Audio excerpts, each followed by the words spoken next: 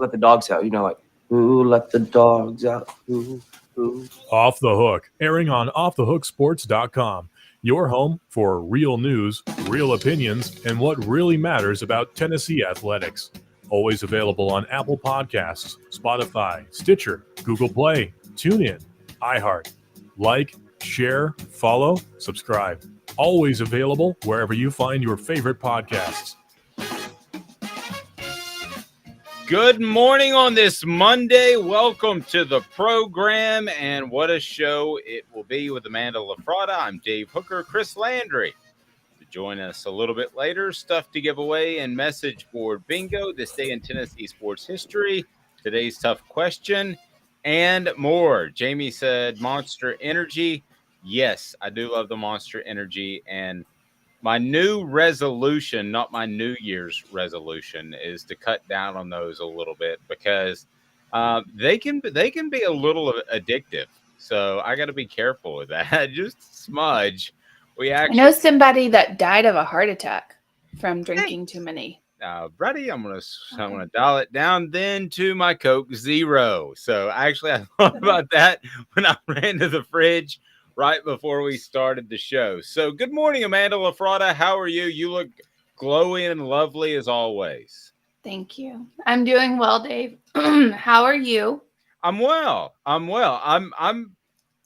Listen, I'm incredibly excited for the remainder of the season. And I feel like there's a little bit of a hangover with this Tennessee football fan base that I really don't understand. So let's all take a step back with me, if you will. This has already been an incredible season. Tennessee is going to close out and win the rest of their regular season games.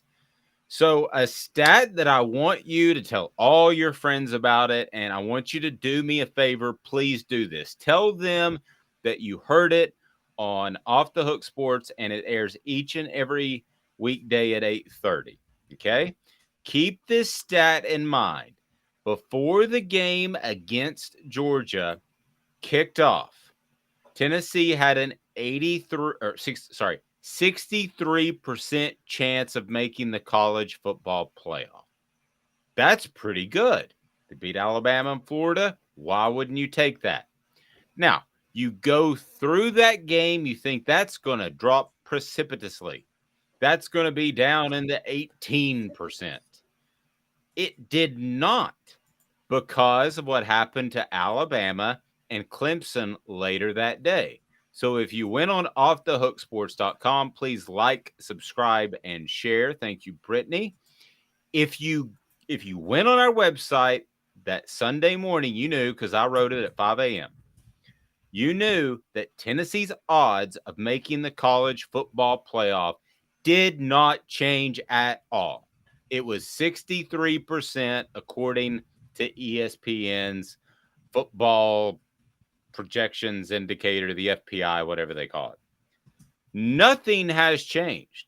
With the Alabama loss, Tennessee doesn't have to worry about being the third team in a college football playoff. They have to worry about being the second team. That's a world of difference. I told you last week there was no way that three teams were going to get in. We don't even have to have that discussion, Amanda, because it's not going to be a discussion. And the other was Clemson, which you predicted would lose to Notre Dame. And honestly, at the time, I thought you were a little bit cuckoo. But you're not cuckoo. You've nailed it all year long. And Tennessee is a 63% chance of making the college football playoff and playing for a national title in year 2 under Josh Heupel. So please like, subscribe, and share. And Amanda, Tennessee fans, even though the Georgia game, and we're going to talk about it, we did after the game on Saturday, didn't go as planned, this Tennessee football team can achieve more than ever dreamed before the season. Oh, yeah. I think they've already achieved more than anybody ever dreamed before the season with beating Alabama and beating Florida. And you know, we knew Florida wasn't going to be that great, but Florida gave it everything they had. Alabama, I think everybody thought at the beginning of the season was going to be something special. it's not happening. Whether or not it's lack of want to from the players, whether it's, this whole we have anxiety, yada, yada, yada, whether it's, and I'm not knocking anxiety or anything like that. Just when you're in a situation of that magnitude, that's something that should have been addressed a long time ago. Whether it's with the anxiety, I didn't see reports of anxiety other than the usual big game anxiety. What type of anxiety are we talking about? so Fans or players? players, Okay. Players Okay. came out and said that, like, when they played when they played at Tennessee, that it was so loud and stuff that they had just anxiety on the field and all this other stuff. That's something that you should have been prepared for. I mean, I'm not someone should have prepared you for that type of thing. And that's coming from somebody who has anxiety. But I think you take the puke and go principle in football.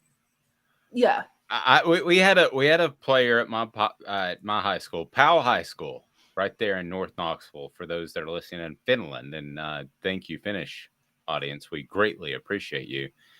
And this quarterback would go under center, and sometimes he would have time to pull his face mask up, depending on the play clock. Sometimes he wouldn't, and he would lean over to left guard, vomit, take the snap, and then go. So I don't think anxiety should affect you after you get hit that first time. There were a lot of things that went wrong early, whether it was anxiety or not. I think this is the first time that Tennessee went in as a team that was targeted by the fans, a team that was targeted by the other squad, and a quality team. I think that Georgia was absolutely amped. I think there were some comments made by former Tennessee quarterback Garrett Gage that was tweeted out about the crowd wasn't that loud. I think Tennessee fans got uber amped about sending out Stetson Bennett's cell phone number, which to me is kind of sort of playful, but kind of not really, because it's one thing to send out like where they'll be at a hotel like they did 20 years ago. I mean, the concept of sending out those types of contact info is nothing new. But with a cell phone, it's really your lifeline to the world. If something happens to your family. So I wasn't too groovy about that. He said he got 600-700 calls on Friday night. All that.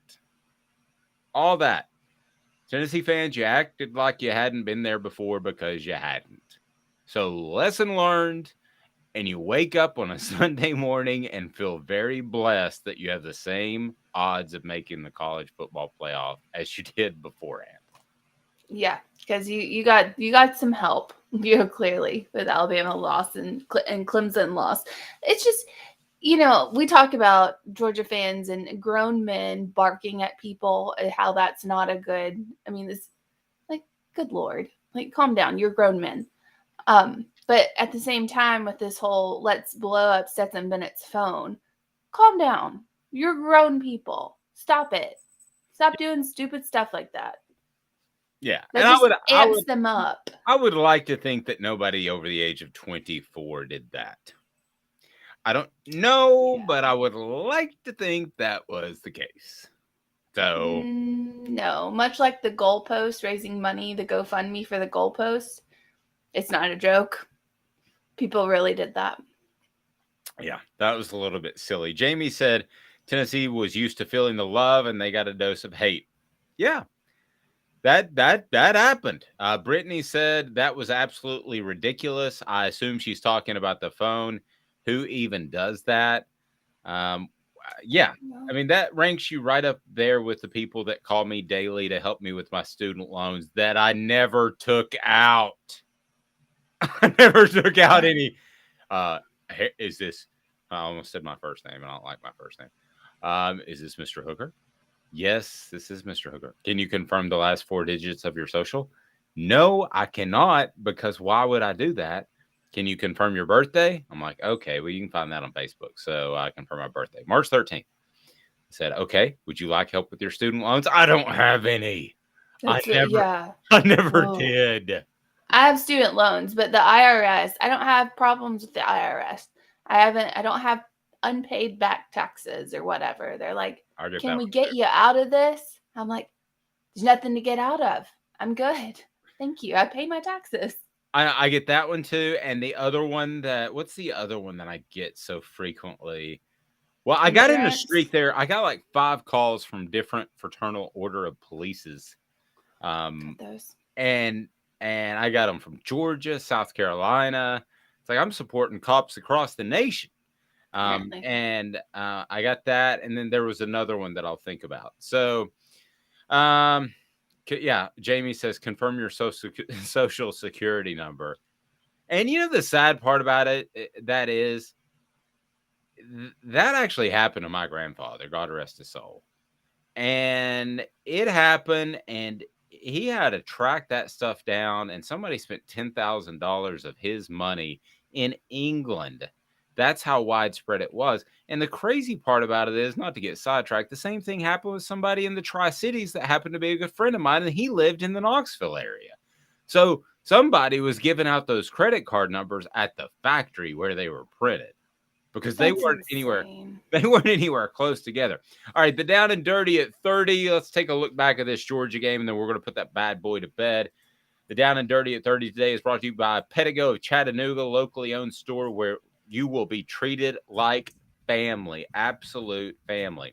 As the region's foremost electric bike experts, they put their hearts into helping you find the perfect e-bike, and you can toll around beautiful Chattanooga and have a fantastic time. I'm trying to twist Amanda and her husband's arm to come down here and see us for a weekend, because it is super duper fun, all on me.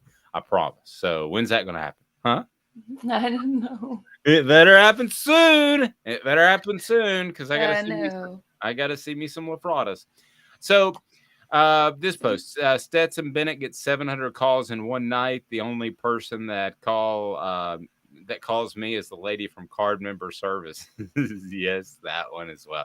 The other one I get is my call. I get the call, would you like to extend your auto what was it's not auto insurance, it's auto warranty. Yes. Yes. There's a meme. I've never bought a new car in my life, and never will. I'm a big believer of buying one that's about 4 years old with low miles. That's what I do. That's fair. That's fair. There's no warranty. Nowadays, I bought my first ever new car last year, and that's because the used car market was so expensive that it was cheaper to buy the brand new one. Yeah, there have been times in the market where my stepdad, who works for a well-known car dealership in Knoxville, and I'll let you know who they are as soon as they become a sponsor. But he has had times where a lease, which most people think is a bad way to go, is actually a better way to go because tax purposes. So yeah, there are all kinds of reasons to buy a new car or not, or that's fine. Everybody has their thoughts on that. But I'll tell you, there's one thing that popped up this morning in my head of all the things that we can talk about. We did a lot of this in the post-game show, so we're with you after each and every college football playoff committee selection show, which we certainly didn't expect would be the case at the beginning of the year, so we're pulling extra duty. And then we're with you after each and every Tennessee football game, and Caleb Calhoun will join us from a casino not near you. But there was one thing that popped into my mind, because my takeaway as a whole was Tennessee's receivers didn't beat Georgia's secondary on Saturday. And I go back to the interception that Hendon Hooker threw. It looked like he was leading Georgia's defensive back, and it looked like a perfect throw. If they'd switched jerseys, you'd have been like, that's the most incredible throw ever. Well, a couple of things. Kirby Smart did not go too complicated. He made sure not to give up the big play. Things were going to happen in front of him, and that allowed Georgia's defense to be able to be multiple up front and do the same thing that Tennessee has done to people, which is stunts, twist, blitz, and all that good stuff. And it got to Hendon Hooker, but it got to Hendon Hooker because receivers weren't open. And I go back to one play, and I'm not laying it at somebody's feet. It is not one person's fault. But I go back and I was thinking this morning, what's the one play, if you could take one play to change that game? It's D. Williams, man. you have to catch that punt at the 15. You have to track that ball and not let it go out at the 1. You're immediately against a crowd that is against you. Your back's against the goal line. You're snapping the ball from the 1. It was one of the best punts I've ever seen. Yeah. A 75-yard punt. You have got to catch that ball. I don't know that it changes anything, but it just what struck me this morning. So what struck you, for those that didn't hear the post-game show, and I know a lot of you did because you listened to this morning before we went on, what struck you about the game overall in general? When you come away and somebody says, well, what happened to that Tennessee-Georgia game? What struck you as the biggest takeaway? I mean, there's a few things, but I think number one would be the fact that this Georgia team is a Jekyll and Hyde. We've seen that over and over and over. Against Oregon, they were dominant and they were fierce, and everyone was, oh, this Georgia team's amazing. Kent State, meh. Missouri, meh. Against Tennessee, they got up again for the game. But it's just like, which Georgia team are you gonna get? It's almost like they coast through until somebody motivates them to get up and play. And I think the College Football Playoff Committee putting Tennessee at number 1 was definitely the motivation that they needed. And then if you add on then other, former players saying that, oh, it's not that loud. Like, if you are a public figure, please don't put that out there, because you are just hurting this team. You don't need to. I don't understand why people poke the bear all the time, because they do. Why do you do that? If you could just slide in without poking the bear, why is that your thing? Like, why do that? I think all fan bases get a little bit cocky. Gerald Riggs, former Tennessee quarterback, said that's exactly what I said. I think he's referring to the punt. He just retweeted this, so we appreciate that, Gerald. We need to get you on, Gerald. So Gerald's great at breaking stuff down. So Gerald may have just accidentally volunteered himself into some broadcast duty. But I do pay, so we can talk about that. G Riggs, who loved covering, just a great all-around guy. So at the end of the day, Tennessee got discombobulated. We thought they had the maturity to avoid that. They did not. Tennessee also just came out and said after the game that they didn't handle the crowd noise. A lot of teams don't like to say that because it's perceived as a weakness. But Amanda, they just came out and said that. They said it didn't handle the crowd noise well. Spoke to Jacob Warren about that. He is on our YouTube page. You can check that out. Please like, subscribe, and share. Again, I was looking at the analytics yesterday, and only about 20 to 30% of our listeners day in and day out have actually hit that subscribe button. So please hit that right now. Hit the notifications on so you know when we're on. We are on each and every weekday at 8:30 a.m. But they just came out and admitted it. Own it. Move forward. Don't let it happen again. The good news, I don't think it will happen again. If you look at the remaining games on Tennessee's schedule, there's no scary road venue. If you get in a college football playoff, then that's theoretically going to be split ticket-wise down the middle, Amanda. Now, I did see where somebody posted that they thought there was a chance that 1 and 4 could be, and Tennessee's not going to be probably in the top 4. Okay. I don't think on the college football playoff, but that doesn't mean they won't work back into it. So whatever you see on Tuesday night, take that with a grain of salt. So I saw somebody post that 1 and 4 could be Tennessee, Georgia, in the it would be the Mercedes-Benz Bowl, the semifinal, which would be the Chick-fil-A Bowl. They're not going to do that. They don't never do. Yeah, they don't want the so they will manipulate, orchestrate, whatever word you want to use, to some extent to make sure that doesn't happen. So I think Tennessee, if Georgia's the 1 seed, will get the advantage of being close to home, and you're looking at Tennessee going to Tempe. Now they have to win out. And they have to continue to play well, But really, I'll be real honest with you. I don't think they need a lot of help. No, not at all. All the help they needed was this weekend, and they got it. Exactly. That's all the help that they needed. They needed one, either TCU or Clemson to fall, preferably Clemson, because everyone was going to shove them in there as bad as they looked. The whole, square peg round hole thing, that I felt like that was Clemson being in the playoffs. I mean, because they looked terrible. But they needed Alabama to lose, and they needed Clemson to lose. And both of those things happened this weekend. That's the only help that Tennessee needed. And honestly, if you go down the rest of the Tennessee games, if they struggle or if they lose one, then they don't need to be in the playoffs. I'm just saying that's not. If they lose one more game, then they do not need to be in the playoffs. Do you think Georgia figured anything out as far as how to stop Tennessee's offense? Yeah, I mean, it looked like it. It looked like they figured something out. But I think also the biggest factor was that crowd. And for people, really when you go after saying, oh, it's not that loud, you're not really going after the team, you're going after the fans. So you're going after the fanatics, the people who live and breathe, football, Georgia football, who bark at people, who are grown people and bark at other people. You're telling them, make it louder, make it impossible for our team to come in here and run our offense the way that we do. Do that. And you motivated them to do that. I'm going to play the other side. I don't think Georgia figured anything out. I think that Georgia just played better, and they were the best set of defensive backs that Tennessee has played. Now, if they figured anything out, it was that just don't let anything beat you over the top. End of discussion. Yeah. Do not let anybody get by you, which is easier said than done.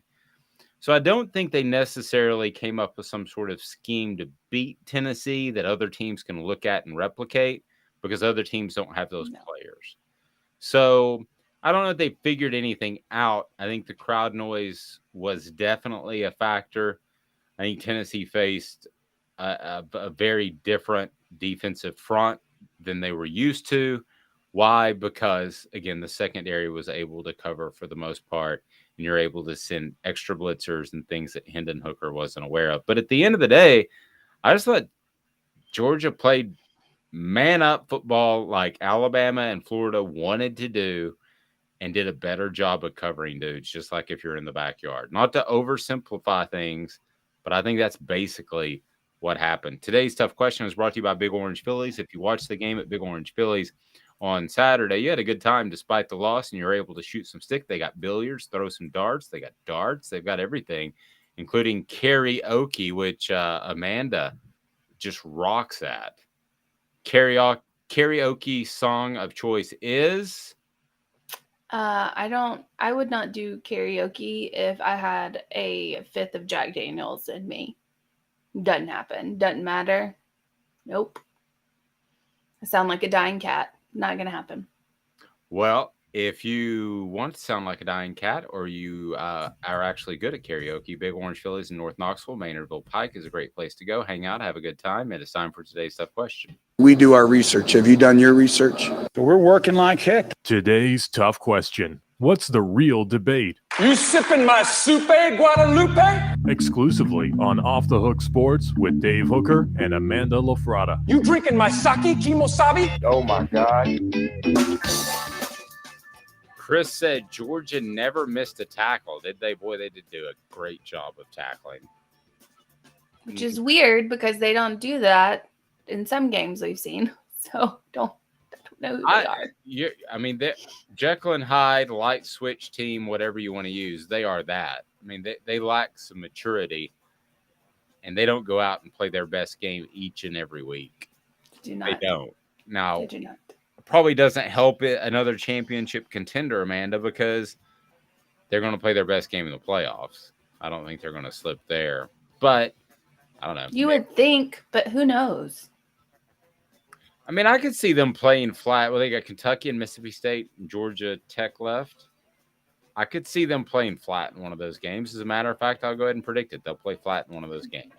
Kentucky, probably. I could see Kentucky. Well, Kentucky's just a hot mess, though. All right. So, today's tough question. Your thoughts? Oh, they have Mississippi State though. It does state. Georgia does. Yeah. Me. They got the Fighting Pirates. Yes, they do. Led by Mike Leach. Walk the plank. Mike All right. Leach So, is- what do you got for today's tough question, Amanda? Any thoughts? What direction would you like to go here? I mean, we could go college football playoffs if you wanted to. The chances of Tennessee making it, do you think we'll see Tennessee in the college football playoff? Love it. How do you want to phrase Okay. it? The definitely, probably We'll do the not. 4. Okay. Yeah. Okay. So we will have that up here momentarily, and you can check that out. And I still think Tennessee's going to make it. I think they will. As a matter of fact, I wouldn't bet 2 mortgage payments on it, but I'd bet a mortgage payment on it. I would bet a mortgage payment that Tennessee still makes the college football playoff. I think Saturday could be a blessing in disguise, because if I don't think let's say Tennessee had won Saturday and Alabama had won, I don't think you want to play Nick Saban. I don't care if you think Tennessee's just better, and they may be. You don't want to play Nick Saban twice. I don't think that's something you want to do.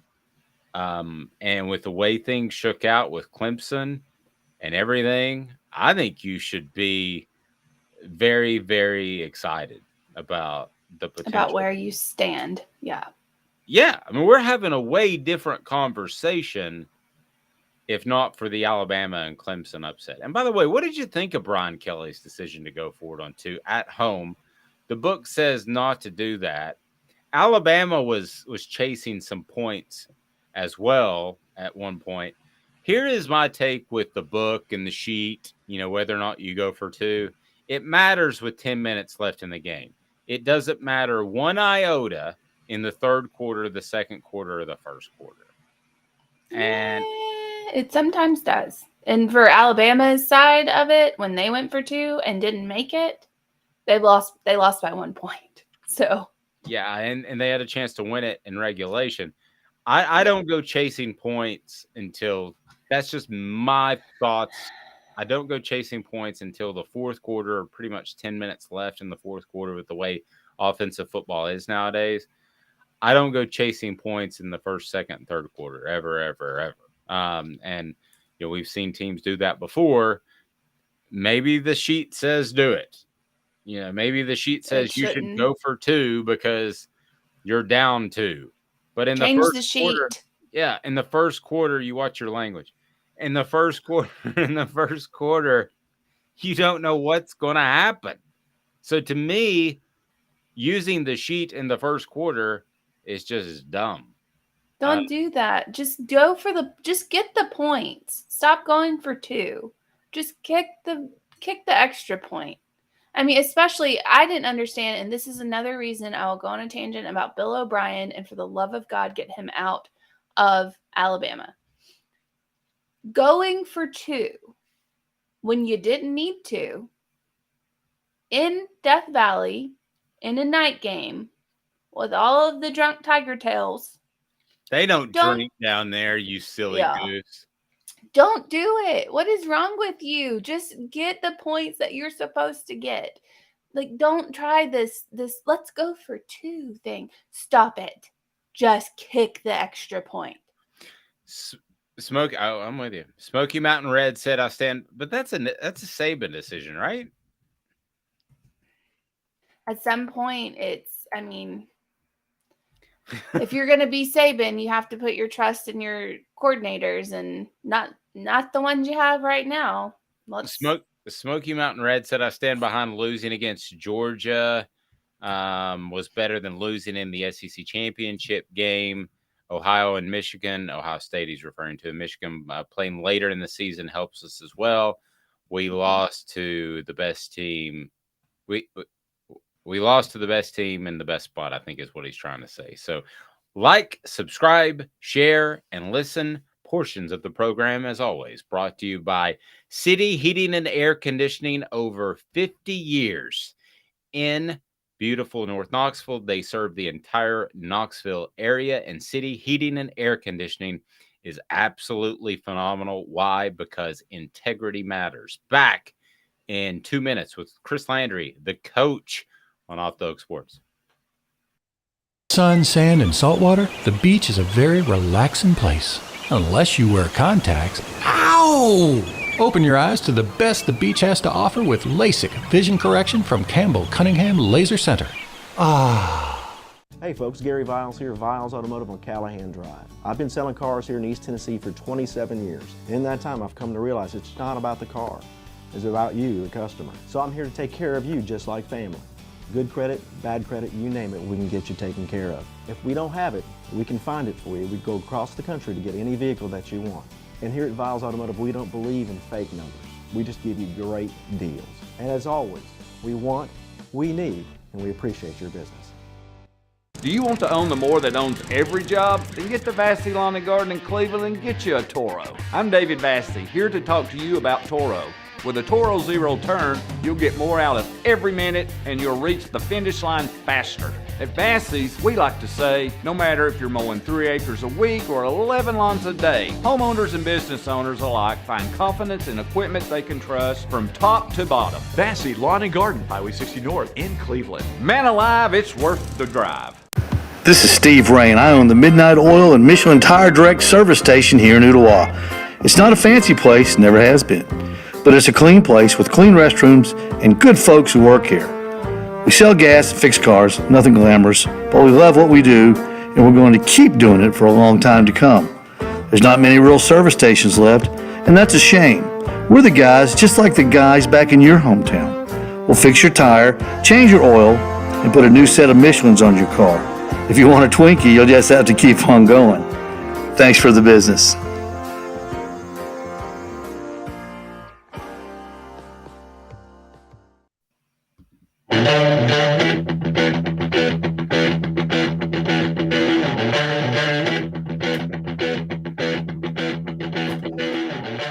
Please allow me to introduce myself. I'm a man of wealth and taste. I'm a king of rock, there is none higher. All right, Amanda LaFratta. So how are we phrasing this question before we go to the message board and we get to Chris Landry of LandryFootball.com? How are we phrasing this fun stuff? So I have it as today's tough question. Do you think we will see Tennessee in the college football playoff? And nope, not at all. Probably not. Yeah, we might. No doubt we're going. Where would you fall on that? No doubt we're going. Just for what happened this past weekend with Alabama and with Clemson. I don't see another team you can put in there over Tennessee. Like who you can put TCU in there, but if you have Ohio State, Michigan, you have Georgia, Ohio State, Michigan, TCU. Let's say those are your 4 from tonight. Tennessee will be 5th. And then I don't even know who will be LSU 6th. I don't know. But you have those in there. We know LSU's not making it. They've already lost 2 games, so they can't make it. Yeah. They're not going to make it. Unless they beat Georgia, then they're not going to make it. But I mean, Michigan or Ohio State, one of them's going to have to drop. One of them's going to lose. And it'll be later in the season, so Tennessee wins out. I mean, who else are you going to put in there? There's nobody. I mean, you have Oregon, but nobody wants to see Oregon-Georgia rematch. Orange Blood, where's the poll? The poll is on Twitter, so check it out. Nathan says, I want to see Michigan and Tennessee play in a semifinal. It would be a good test since Michigan is Georgia light or closest thing to it. Anyway, well, Michigan-Tennessee playing in the semifinal, that would be really, really exciting. So let's bring in Chris Landry of LandryFootball.com. And Chris, how are you, sir? I hope you're having a fantastic morning. So far, so good. How are you guys doing? We're well. Go to LandryFootball.com if you want to know more about football than you ever dreamed you could. So I want some message board posters to give me some X's and O's questions for Chris. That's what I want to do here in the next couple of minutes. We do want to look back at the Georgia game, but before we do that, Chris, if we can, if I'm Tennessee, and I know this kind of gets a little bit out of the arena that we usually discuss things in, But if I'm Tennessee with Clemson losing, with Alabama losing, I'm feeling pretty good that if I take care of business, I'm going to be right there at that 4 spot for the college football playoff. What do you think? Well, here's the thing. A couple of things to keep in mind.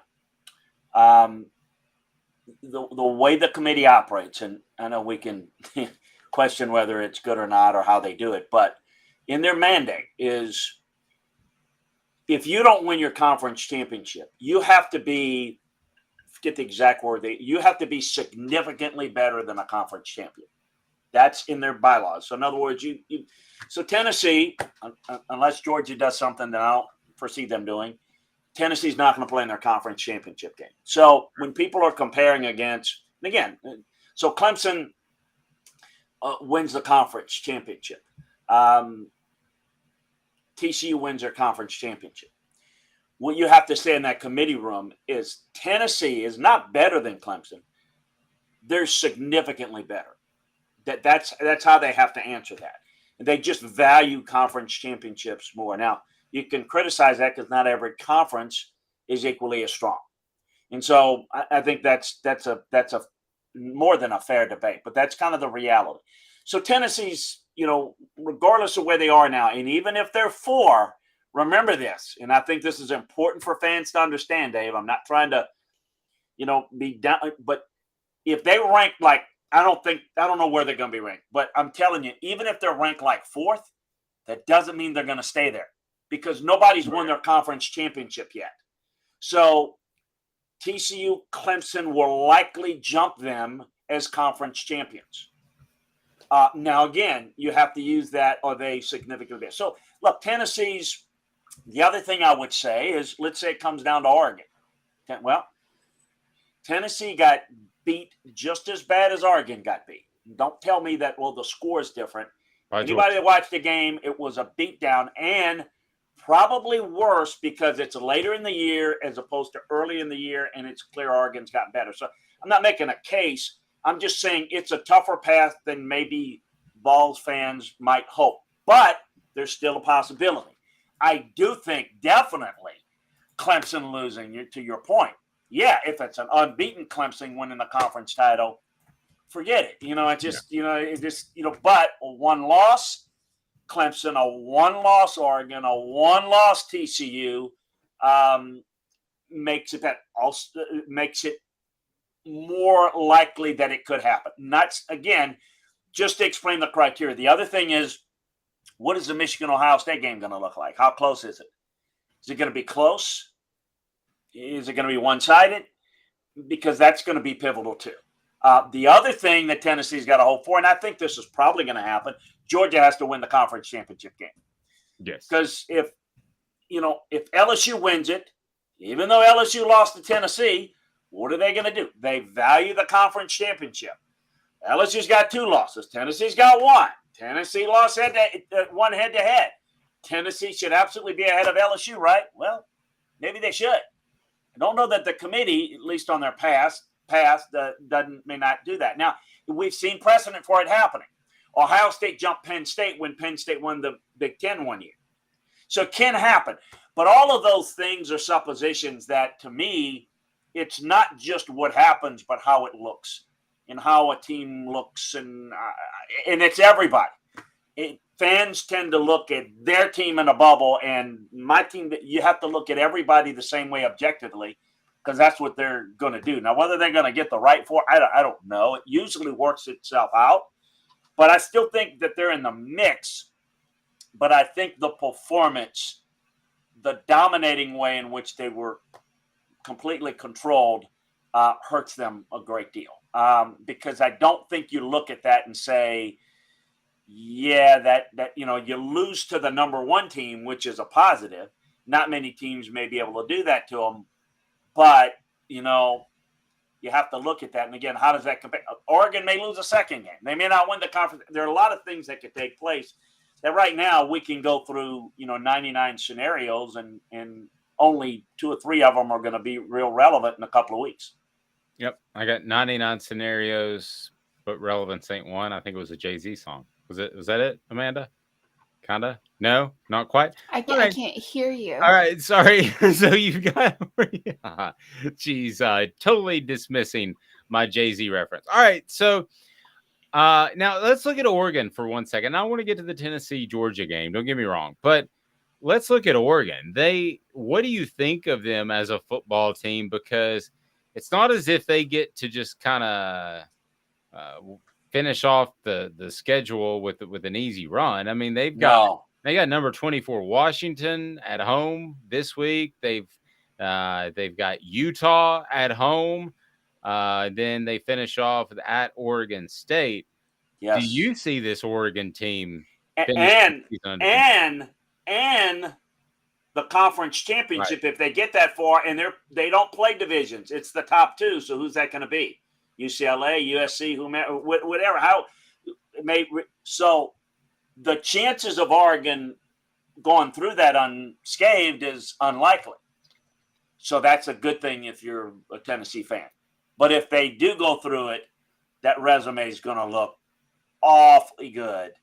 And I would say, as a conference champion with one loss, they probably won't be ranked ahead. But again, that depends. How does it look? How dominant? I mean, there's a lot of things that go into it. So yes, it's a good thing. It's a bad thing. TCU, same way. I mean, I felt like it's going to be tough for them to run the table. They're getting close. This week's going to be big, but so yeah, I think it's fair to look at it, question it. Here's the thing I will say, and I know this may be a little bit off the topic, but the important thing is to really focus on where Tennessee is. Sure. And you want to get there, but the flaws and the narrow path to victory that I talked about on Thursday and all, this team doesn't match up with certain teams. And I don't think Tennessee, to me, as good as they looked all year, I don't know that they're like national playoff caliber. I think there's a path for them to get in.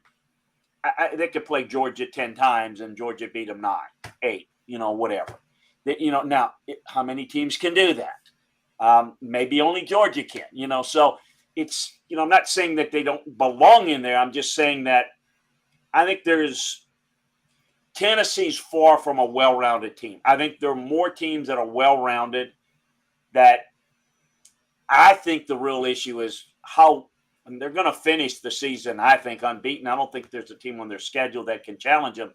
They're just going to have to live off what they've done this year and get a lot of credit. And the good thing is they beat LSU and Alabama. So the LSU beating Alabama is, well, Alabama is not as good. Maybe it's not as good as a win, but the LSU win looks a little bit better. Where the reality is, it is what it is. They beat both of them, and so they're 11-1. They've to me had a better season than I thought they would. Better season than probably most Tennessee fans, other than the ones that just, hey, my team's going. I think we've talked about it, had some real benefits on their schedule, and they took advantage of it. They're really, really good at what they do. But when you have an elite team that can take away and limit what they do, they don't have another path to victory. And that's what I meant to the narrow path that they had. If they can get what they do well going, they can play with anybody. But, it's like the toolbox theory. I use these goofy scenarios, not to be goofy, but to give a better, it's like they're going in and they got only 1 or 2 tools. And, Georgia, for example, can throw it, they can run it, they can defend the run, they can cover, they can play great on special. They do all the things well. And the difficulty for a team like Tennessee and others is that, and I used this example in the past, haven't I? Oklahoma under Lincoln Riley, they really were very good. But when they get to the national playoffs, they didn't have success because they weren't well-rounded. To me, the best teams are the teams that can win in multiple ways, because somewhere, somehow, you may be a little off with your strength. Can you win another way? And that's the real test of, to me, a great team. That's the difference between being good and exciting and fun versus being championship level. And I don't think Tennessee is that type of team, although it's been a phenomenal year. And I don't think the loss to Georgia should diminish the success that they've had this year. But the way in which they were dominated kind of proves a little bit of what I'm saying. I don't know that many teams can do that like to them, though, this year. Dean said, I think we should be happy with this awesome season. I don't think we're ready for the Natty. I agree with Coach. It's probably an apt way of looking at it. Like, subscribe, share, and go to Amanda. Amanda LaFratta, what do you got? I want to talk about Georgia a little bit right now. I think they've been very Dr. Jekyll, Mr. Hyde. We don't know which team we're going to see. Against Kent State, against Missouri, we've seen them against Florida. We've seen them not be their best. And then all of a sudden they get up and they play against Tennessee. What are your just general thoughts on Georgia? I know we've talked about the talent's elite and all that stuff, but sometimes they're not playing like what you would expect them to play like. Well, to my last point, I think they're the most complete team in the country. To your point about they didn't play with this game, that game. Yeah, you're right. When you have some guys injured, you don't play well on offense, you don't play well on defense, you got guys missing, they can pick it up in other aspects of their game. To me, it's not always about style points. It's about being able to finish. And I do think there is something to the fact that, they don't get up for this one or that one. And that's not what you want as a coach. But they, I don't know. When I watched the Missouri game, I never felt Georgia was going to lose it, even though the score would indicate it was in danger. I never felt they were out of game control. The other thing about Georgia is unlike a team like Tennessee, that's an explosive offense. They're going to score a bunch of points. Georgia's not going to do that. I mean, you look at, the game against Tennessee. I mean, that game felt like a 34-6 game, not 27-13. Mm-hmm. They just throttled it down, particularly when the rain came. They knew they had game control. So, again, Amanda, I think it's about their style. I don't know if they're going to win the national championship. I think they're the most complete team. And I do think there's a little bit of getting up, getting down. I do think they had a little bit of an edge to them. They were ranked third. They heard all about how great Tennessee was, and Tennessee was the flavor of the month. And, they're like, oh, really? I'm no doubt that has to do. Okay, really? Yeah, we won this big game last year. That's how there's no doubt. That has a lot to do, particularly with younger guys. So I think that, I think that has an effect on you. And I think that, it's to me in college football, the big time programs win most of their games on signing day. And they build their team and grow their team. If you look at this Georgia team, they lost a whole bunch of guys to the draft. They've got about 5 guys that could go in the first round this year. They're still loaded. I mentioned that at the beginning of the year. They're not as experienced. They've had injuries. And when they rotate guys that haven't been as good, it's later.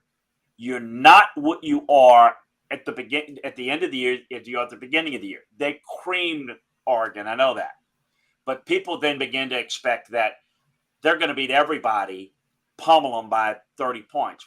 That's not going to happen. It never happens that way. And I think the Missouri game, and to me, I don't look at it as the Missouri game that Kent State, you're right. Bad performances. They won. I think that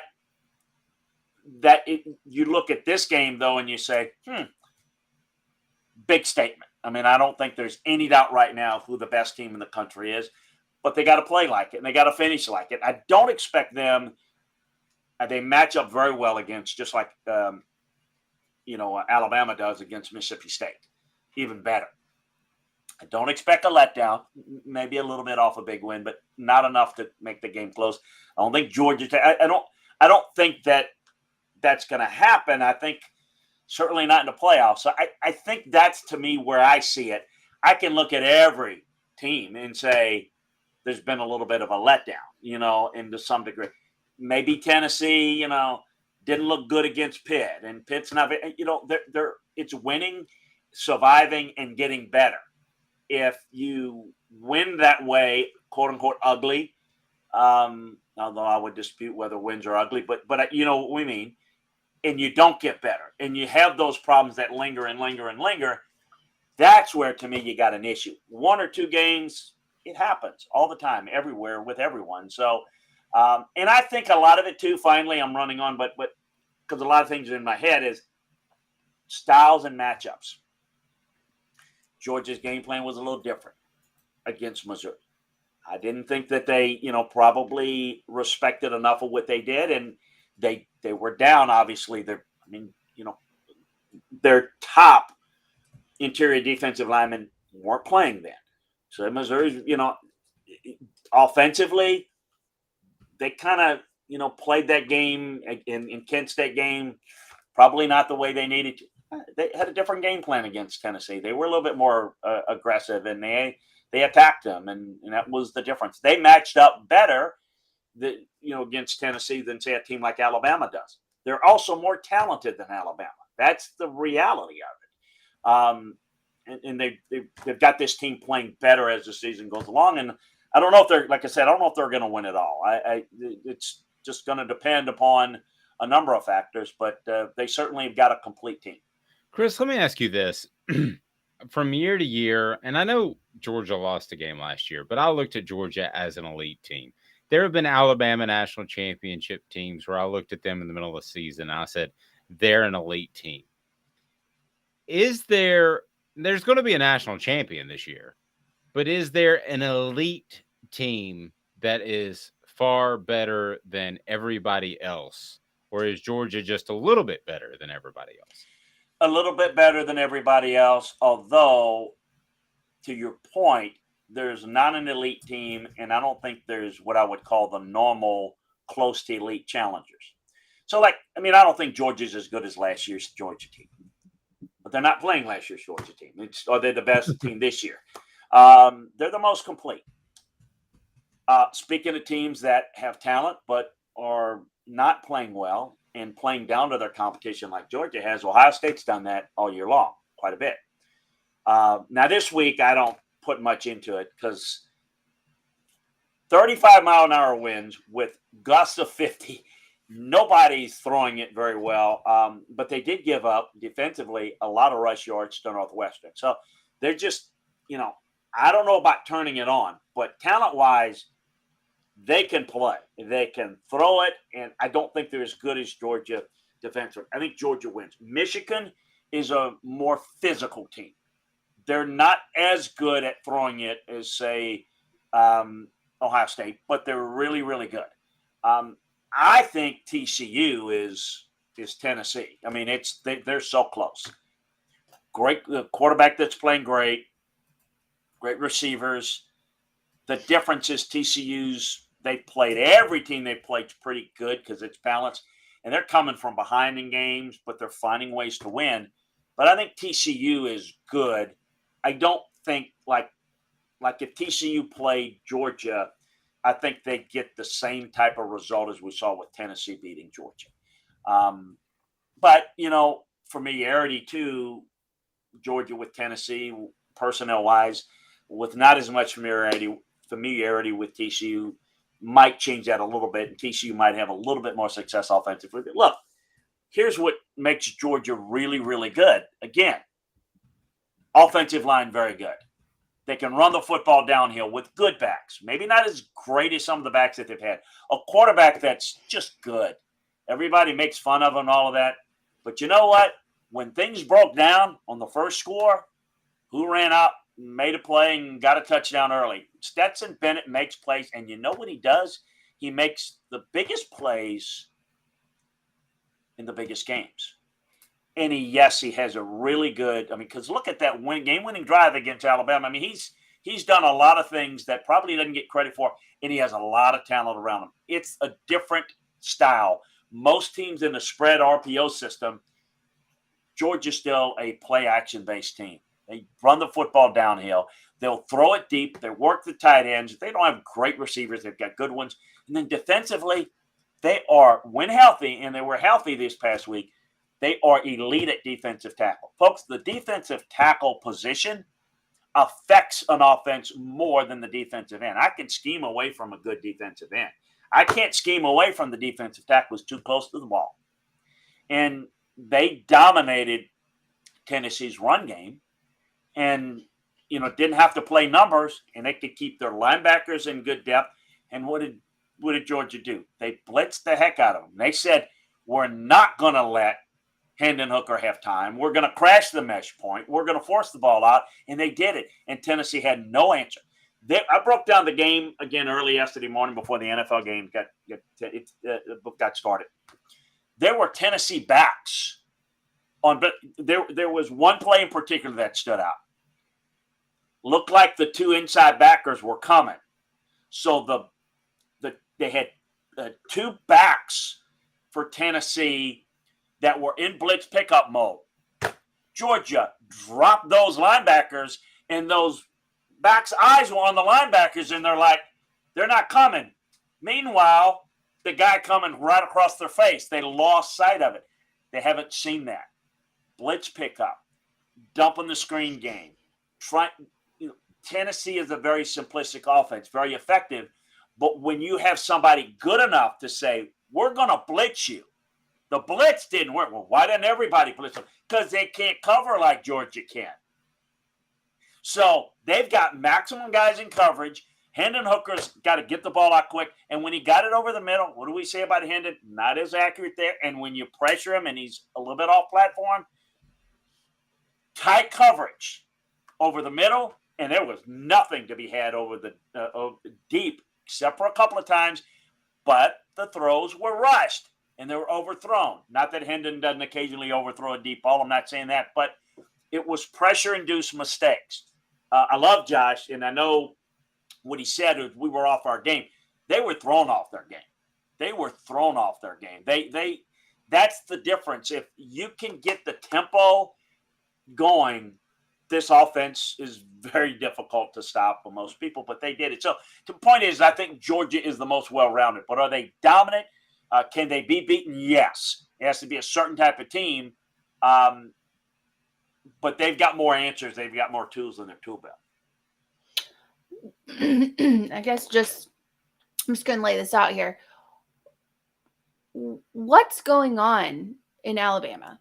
What's going on with Alabama? I think a lot of people want to know that. It's going to be the talk of sports radio or whatever. Mm-hmm. All the sports world is going to say, WTF is going on with Alabama. Yeah. What do you think? A few things. Let's state the obvious. Expectations are you don't lose games. You go to the playoffs and you win them. So, but they've lost 2 games on the road, 2 pretty good teams, close games, competitive, could have won them. But there's also the, poor performance against A&M and Texas and wins. So it's not like everything is great and they just lost these 2 games. There's not.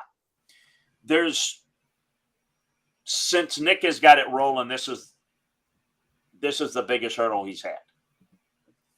What I'm seeing, first of all, there's this assumption that Alabama has the best talent. And of course, why do people say that? Because people don't evaluate or know how to evaluate talent. They go and look on the internet and say, oh, they're ranked number 1. They got the most talent. No, that's not always the case. Maybe ranked number 1. That Alabama, let's look at them offensively. Outstanding quarterback talent. Offensive line is not as good as there have been in the past.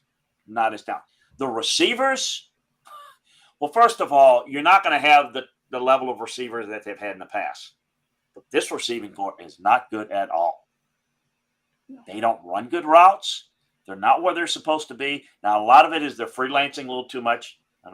Tight end, not very good. They've got a really good quarterback and a really good running back. That's all that makes Alabama look like Alabama. Defensively, Dallas Turner, Will Anderson, good edge guys. They don't have a Jonathan Allen, a Quinnen Williams. They don't have those guys, a defensive tackle. Their linebackers, okay. Their secondary, not as good. Georgia, What's happened to Alabama? The new Alabama is Georgia.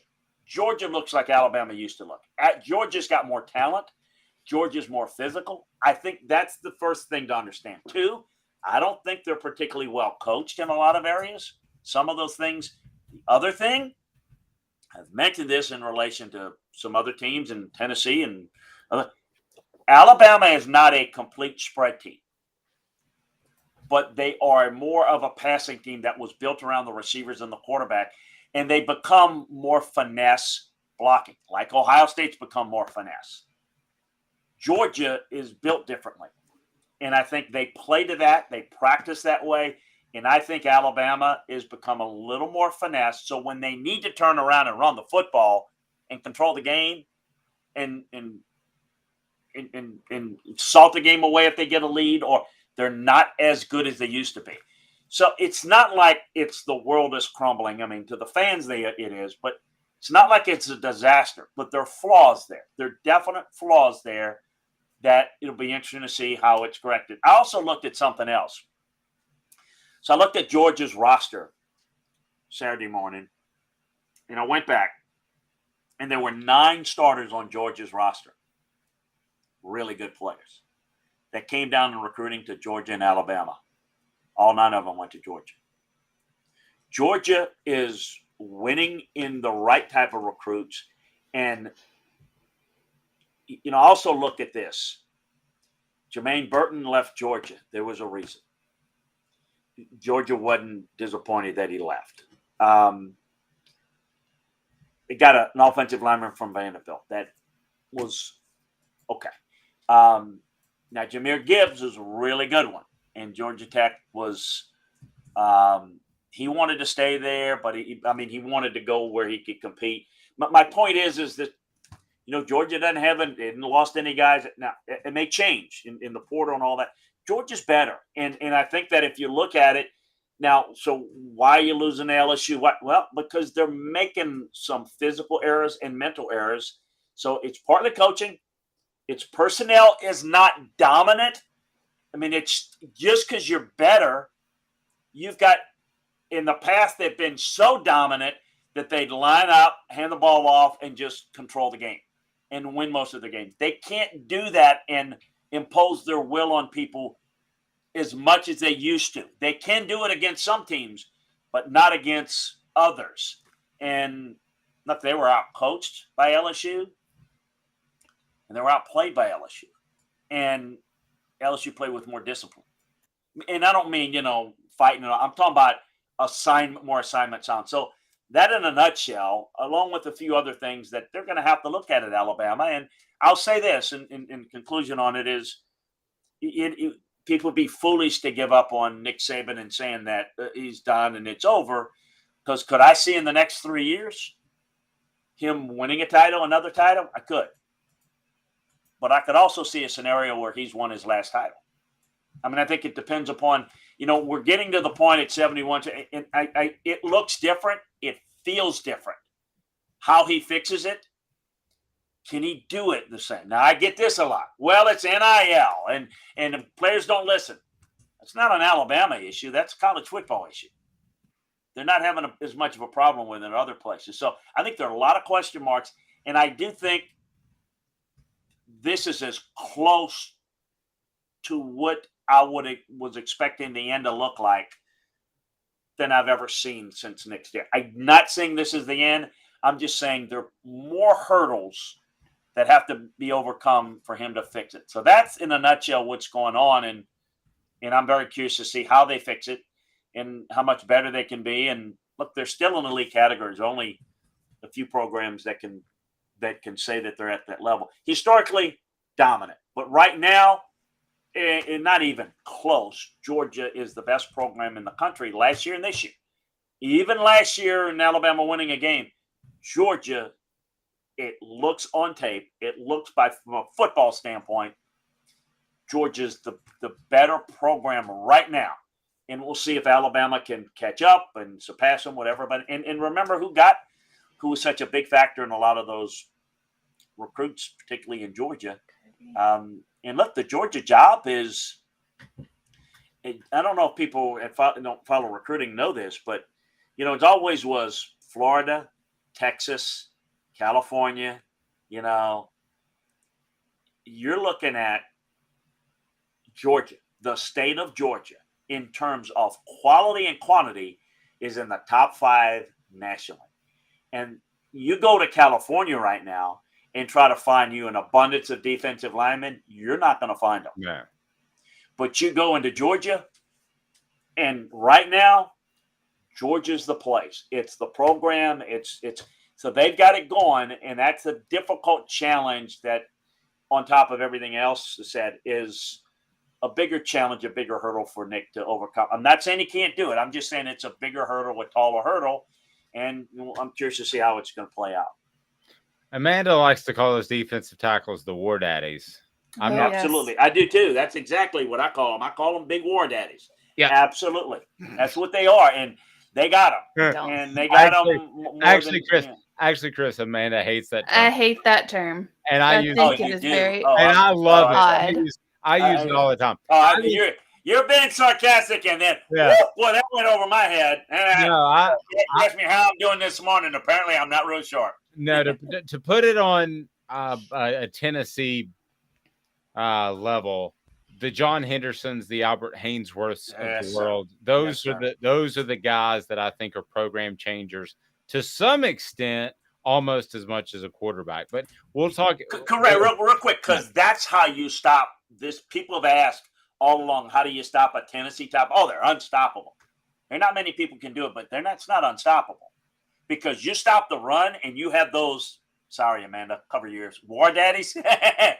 Then you can maximize guys in coverage. You can drop those linebackers deeper. You can play man coverage if you've got ability to cover and you can control the line of scrimmage.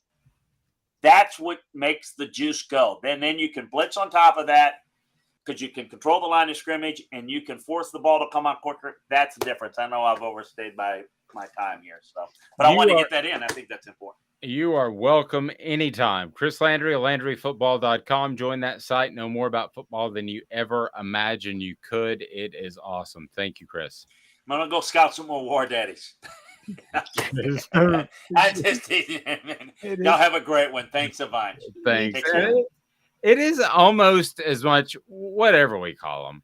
I do believe it is almost as much those guys that can change the trajectory of a program, more so than, not more so, but almost as much as a quarterback. If you have a couple of those guys, I mean, do you think Georgia would be better off with who's the best quarterback? You say CJ Stroud, most people would say is the best quarterback in the nation. Would they trade their interior defensive lineman for CJ Stroud? If there was some sort of package deal where Ohio State got Stetson Bennett and they got the interior defensive lineman of Georgia, and Georgia got an upgraded quarterback with CJ Stroud, but had to take Ohio State's interior defensive lineman, I don't think they would. I think those guys are the difference, and I think they're almost as rare, Amanda, whatever we call them, as the 5-star elite quarterback. And I don't know if Tennessee has that guy coming, but they ultimately are going to have to win some battles against some other SEC teams to get them, because everybody wants them. No, I think that sometimes though those guys are built in the program. I think that maybe they don't come out, of high school being that guy. I mean, as we've seen, like Aaron Donald, you don't come out of high school being that guy. Sometimes you get that chip on your shoulder and you become that guy in a program. So That's why I'm the recruiting thing of, number 1 class and this and 5-star and all that stuff. I don't take much stock into it. I just don't. Because I went through the list of the All-American, first team All-American, and half of them were 3-stars. So I don't really take into account. But that's misleading, because there are a lot more 3-stars than there are 4 and 5 stars. Yes. So I think there are two. Yes, there's the Aaron Donalds of the world who developed, but God gave him with a special burst. I think the ones that I'm probably referring to, you're talking about guys that develop over time, developmental players. the guys that I look at that just have special bursts from day one would be like an Albert Ainsworth. He striked you. I mean, there was a difference in his burst. So a little bit of both. I mean, you're not going to show up on campus and just be lazy and not get better. But I think some of that's God-given ability. Certainly. Oh yeah. But sometimes it's not looked at. Like sometimes it's not recognized is what I'm saying. Sometimes these people don't. The recruiting, everybody that's like, oh, recruiting 5-star, 4-star, yada, yada, yada. Sometimes people miss things. Yeah. You have to, with Aaron Donald, you have to have special, incredible, crazy quickness to play at that size and be effective. With Albert Ainsworth, he was a little light too at one point. People forget that. He was smaller than John Henderson. But you have to have that special fast twitch burst. I don't think you can coach that part of it, but I think you can coach people to get bigger and stronger. And if they have that fast twitch burst, they're able to take care of that. They've got fast twitch burst at Nutrition World. Go to nutritionw.com. That's nutritionw.com. Nutrition World is fantastic. One of the best supplement e-commerce stores in the biz, and Nutrition World is phenomenal. And you know that you're not going to get some supplement that you don't know the background or how it's been put together. You know that you're only going to get the best. Go to nutritionw.com, order all of your supplements from there, and you will absolutely love it. Heisman Trophy Talk. We had a question how the Georgia game affected Hendon Hooker in the Heisman Trophy. Well, I do happen to have a vote, so I will get to that right after this. 2 minutes off the Hook Sports. Life's about choosing where you want to go and mapping out a financial path to get there. Of course, things don't always go according to plan. An experienced financial advisor can help you avoid potential hazards and find alternate routes. The right financial advisor is there for the journey, helps you plan for what's coming, makes adjustments along the way, and keeps you on track to reach your specific goals. Are you on the road to success? Contact us for a complimentary review to find out. Hey folks, Gary Viles here. I want to personally invite you to North Knoxville's newest sports bar and restaurant. It's Big Orange Phillies, located in Black Oak Center. And yes folks, it's happening in Halls. Big Orange Phillies offers family-friendly environment with homemade meals and the best deli-style subs around. Billiards, darts, jukebox, shuffleboard, and cornhole, and a full bar. We also offer valet parking on weekends and during special events. We even have a covered back patio. It's happening at Big Orange Phillies. We want, we need, and we appreciate your business. Hi, Mike Davis here with City Heating and Air, reminding you to always dare to compare. Our team provides quality local heating and air service, installation, and maintenance across East Tennessee. We use only the best equipment like American Standard heating and air conditioning for your residential, new construction, or commercial needs. Honesty, dependability, and customer satisfaction have been the cornerstones of our business since 1961. City Heat and Air. Dare to compare. This is Al's Nest Barbecue Supply, so come on in and see all the different rubs and sauces we have, plus a complete line of Green Mountain grills. Don't be overwhelmed. We have plenty of help so you can produce the best barbecue and amaze your family and friends. Barbecue is America's food. We'll do what we can to bring you all the best products. We're Al's Nest Barbecue, where Chattanooga goes to grill.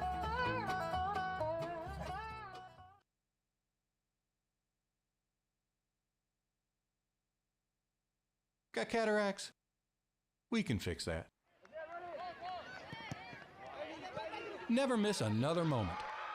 With a little help from Doctors Campbell, Cunningham, Taylor, and Hahn at cctis.com. All right, so welcome back. We had a question about the Heisman Trophy. So here are my thoughts on the Heisman Trophy. Not a lot has changed, and I do have a vote. If you look at the Heisman odds, C.J. Stroud is the favorite at this point. That wasn't the case last week, but we're still talking about a really close, tight race. So did Hendon Hooker hurt his Heisman Trophy campaign last week? For a lot of voters, yes. For me, not quite as much. And I'll look at C.J. Stroud, and I look at the game against Northwestern in which Ohio State only scored 21 points. Well, the weather was atrocious. That was a tough passing game. And then I look at Hendon Hooker. I thought they got beat up front. So I think that was incredibly difficult for him. And I don't change a lot in terms of my Heisman vote and what I'm thinking at this point. I haven't made any decisions now. I will say this. I think Bo Nix, and I can't believe I'm saying that, continues to move up the board. And I don't think that lasts because I think Oregon's schedule is incredibly difficult. But that's kind of where I stand. We had a question about that. Our Heisman Trophy update is brought to you by our friends at Guardian Investments. In a world where knowledge is power, education is the battery that makes it run. At Guardian Investment Advisors, they want you to believe in doing what you absolutely can to meet your retirement goals, but they want to make sure to educate you as well so that you know why they're suggesting certain things. So if you want to check them out, the awesome part is you can be involved with a top-notch financial investor because of COVID and all we went through via video teleconferencing. And all you need to do is go to GIPlantoday.com. That's GIAPlantoday.com. And this day in sports history is now on Off the Hook Sports. This day in sports history, putting things in perspective, exclusively on Off the Hook Sports with Dave Hooker. You're so old. When you were a kid, rainbows were black and white. And Amanda LaFratta. New Kids on the Block just called. They wanted you as a backup dancer.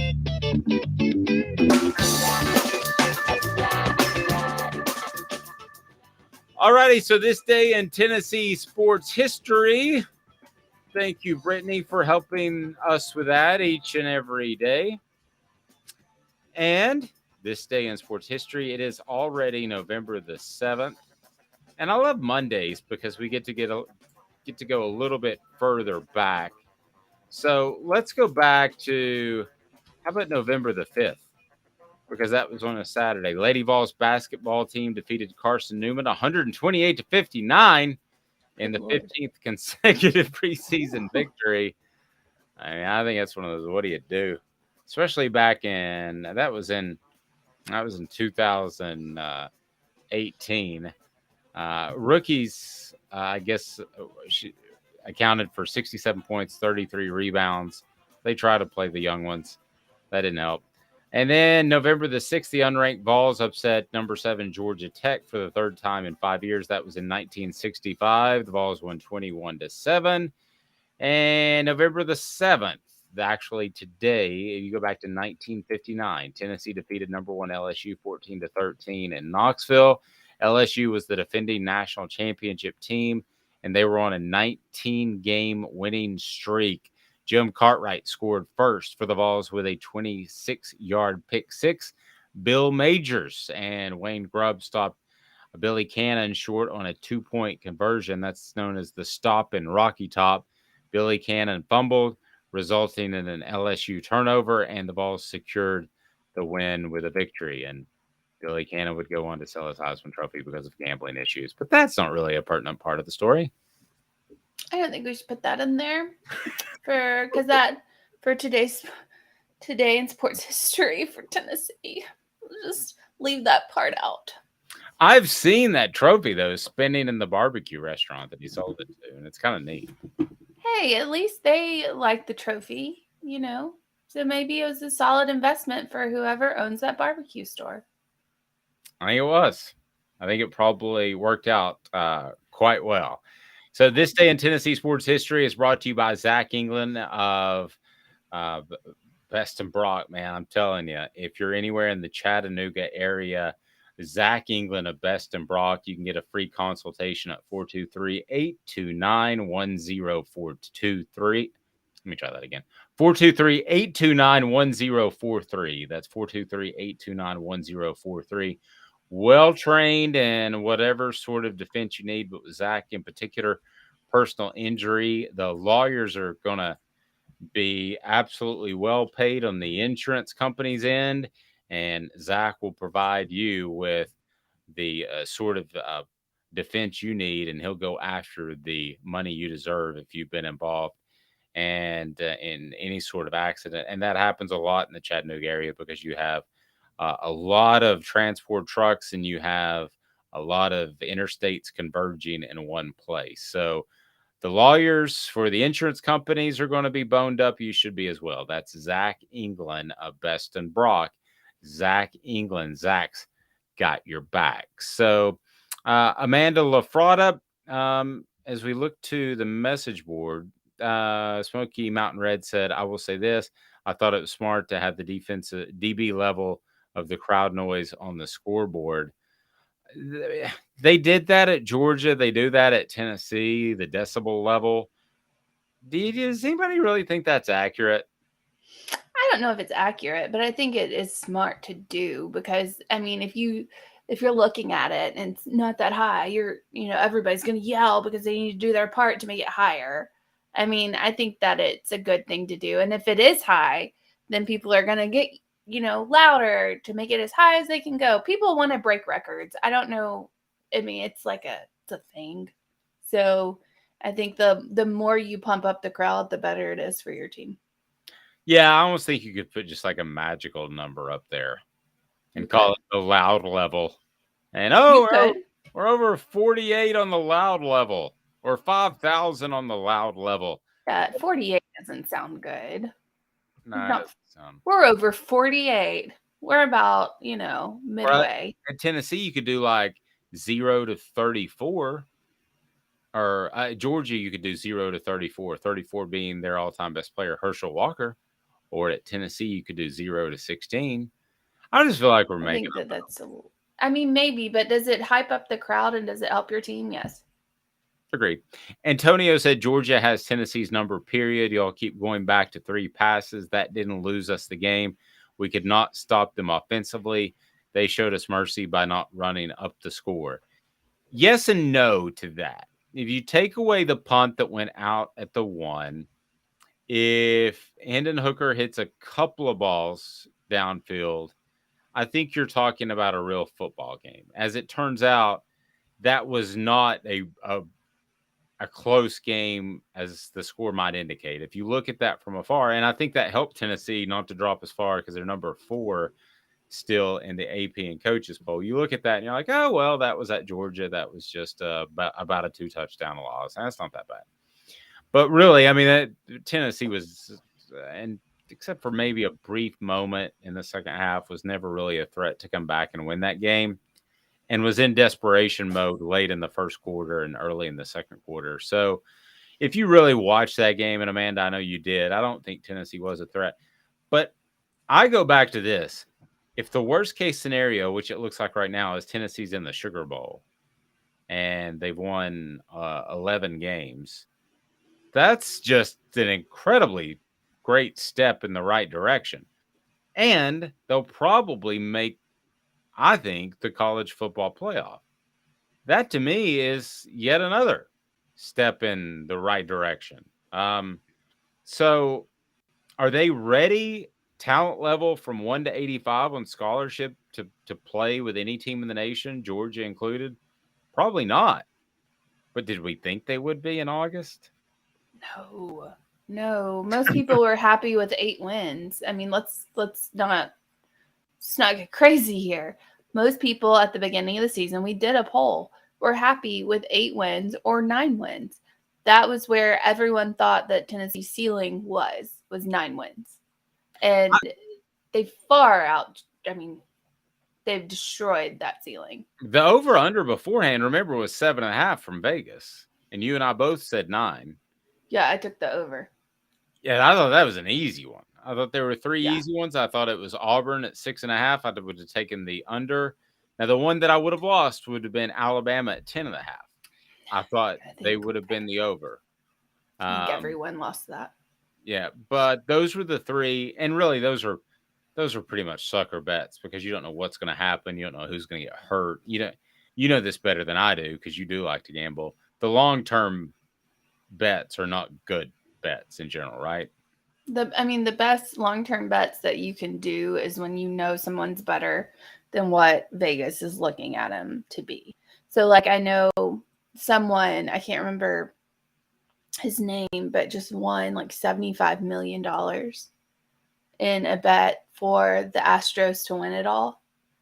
And I mean, Oh, it's I the know. biggest winner ever in the history of sports gambling. I know who you're talking about. That guy owns a mattress company. Yes, Mattress Yeah. Mac or whatever his name is. Yeah. So what he does is he says everybody gets a free mattress if the Astros win the World Championship. If they win the World Series, if they win it all, if they win a championship, they win a free mattress. So then he offsets that by betting a large amount. So at the end of the day, Sports Illustrated did another story on him this past year.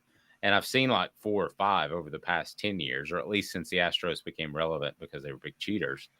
And he basically breaks even at the end of the day because he gives away so many mattresses. The 75 million pays for the mattresses, but I guess he could still lose 75 million and not give away the mattresses. I don't know. He's got it figured out where somehow he breaks even, and it's a great marketing ploy, which makes you wonder why more people don't do that. Reminding the portions of the program are brought to you by Vassy Lawn and Garden. Man alive, it's worth the drive in beautiful Cleveland. They have industrial mowers, commercial mowers. They have residential mowers and blowers. I'm actually headed up there to get a blower because my poor wife, we have this little wimpy blower, and she blew off the she was blowing all weekend and blowing leaves off of the driveway, and then the next day it was completely covered again because we live in a foresty area. You know where I live. It's like you have to go. It's like you're driving into the Bat Cave. It's over the river and through the woods, basically. And so we're getting an industrial blower this week. So there will be more blowing at the Hooker household. So everybody needs that in their life. Who doesn't need that? You're absolutely right. And all right, so we want to get to a chance for you to win stuffs, and message board bingo is a great opportunity to do that. I remind you, Zool Beer Company, again, Zool Beer Company, XUL Beer.com is a great place to check out, and a great place downtown where you have just parking downtown. You never hear about that in Knoxville. You were there over the weekend. Worldwide award-winning craft beer. It is simply awesome. So it is time for message board bingo, and that's brought to you by Craft Treats is one, crafttreats.com. You go to crafttreats.com, use the promo code off the hook. That's off the hook, and you will get a discount on your pet's favorite treats. Now, some of those include the chill pills, which have the CBD cannabinoids, and they're going to be able to help your pet with digestive issues, arthritis issues, or anxiety issues, because all pets get scared at times and they bark and they get wild. So you can go to crafttreats.com, or if you don't have a pet, we'll hook you up with Owl's Nest Barbecue, a gift pack from them. And they're right there in the Ottawa area. They've got the sauces and the rubs. They've got it all at Owl's Nest Barbecue, including the Green Mountain Grill, which is sweet. It is time for message board bingo. Here's how it works. Amanda will read off a post on a message board, and you tell us which team's message board that was posted on. And after a weekend of pure craziness, I'm excited to see where we go. So message board bingo is now. Are Georgia players taking HGH / steroids? I get they have the most talented teams, but guys like Ringo and Washington look a bit more inflated than normal athletes. Does the NCAA still do random testing? Yes, they do, but I'll say this. When big money's... I'm going to answer the question, and then we'll go to the message board. So who posted that? Yes, they do, but I'll say this. Whether it's Georgia, Tennessee, wherever, NFL, college football, when big money's at stake, there is always a designer drug person that's going to be ahead of the curve that stuff can't get tested for. That's what happened with the whole Barry Bonds thing. So, all right. Brandon says Bama. Chris says Bama. Daniel says, Dave, maybe have Craft Treats make some treats for Georgia fans so they don't bark at people. Well, we're on that right now. We're trying to get anything. Brittany says, oh, good grief. Tennessee? No, It's not Tennessee. I would have gone Tennessee. So you got 10 not seconds. Alabama, not Tennessee. All right. So who else you got? Can we get a hint? SEC. SEC, not Tennessee, not Not Alabama. Alabama. I got called Howdy Doody because I have red hair. It's clever. You have red hair? Yeah, it's getting white. Well, it's blondish red, not strawberry blonde. Yeah, so I got Howdy Doody. I was always a fan of strawberry shortcake when I got called that when I was in elementary school. Oh. Yeah. I had something strawberry shortcake, and you could scratch it and sniff, and it smelled like strawberries. I can't remember what it was. Yeah. It was like 5. I will tell this. Unnamed source, especially since you're unnamed source, it is impossible for you to insult me. All right. So do we want to go message board bingo round 2? No, Brittany says Florida. How about Florida? Brittany is right. It is Florida. Brittany, email me at you have my email because you supply us with this day in Tennessee sports history. So go ahead and shoot me an email and we will hook you up with whatever you desire. You don't have pets. So I want to give one away for craft treats because people need to experience craft treats and what it can do for your pet. And if you do that, it's going to be a game changer for your pet. All right. So let's get to round 2 of message board bingo.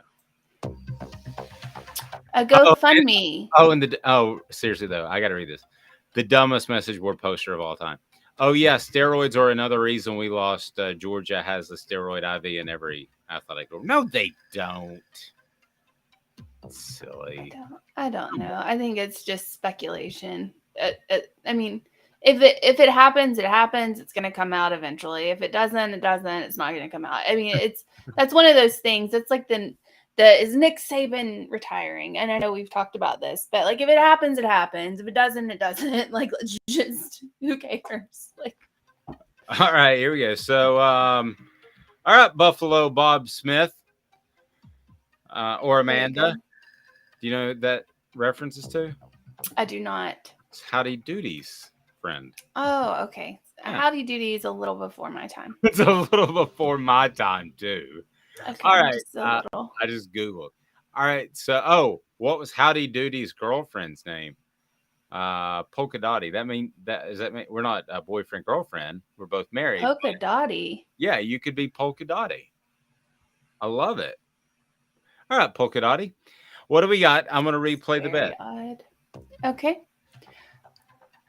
GoFundMe for High Freeze, not Hugh Freeze, High Freeze, plus hookers equals SEC greatness.